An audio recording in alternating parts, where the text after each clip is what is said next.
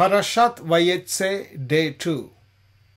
Vayisa Yaakov Raglav Vayelech Arza Vnei Kedem.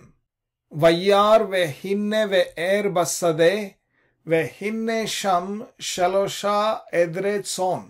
Rotzim Aleha Ki Min HaBe'er Hahi Yashku HaAdarim Ve'Haeven Gedola Alpi HaBe'er.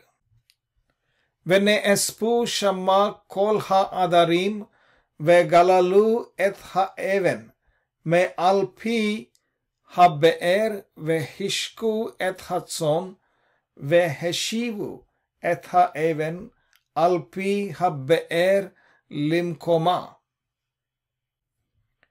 ויאמר להם יעקב, אחי מאין אתם?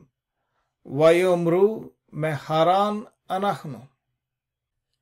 ויאמר להם, הידעתם את לבן בן נחור? ויאמרו, ידענו. ויאמר להם, השלום לו? ויאמרו, שלום. והנה רחל בתו באה עם הצאן.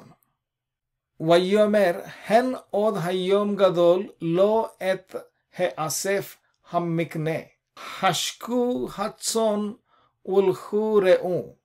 ויאמרו לו, נאכל עד אשר יאספו כל העדרים וגללו את האבן מעל פי הבאר והשקינו הצאן.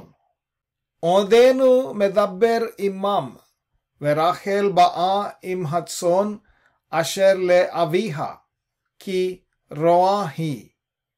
ויהי כאשר ראה יעקב את רחל בת לבן אחי אמו, ואת צאן לבן אחי אמו, ויגש יעקב ויגל את האבן מעל פי הבאר, וישק את צאן לבן אחי אמו. וישק יעקב לרחל, ויישא את קולו ויבך. ויגד יעקב לרחל, כי אחי אביה הוא, וכי בן רבקה הוא, ותרץ ותגד לאביה.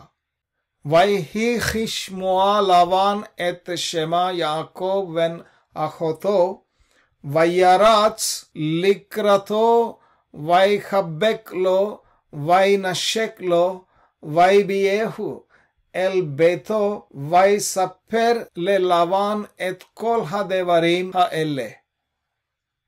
ויאמר לו לבן, אך עצמי ובשרי אתה. וישב עמו חודש ימים. ויאמר לבן ליעקב, אחי אהי אתה, ועבדתני חינם, הגידה לי מה משכורתך.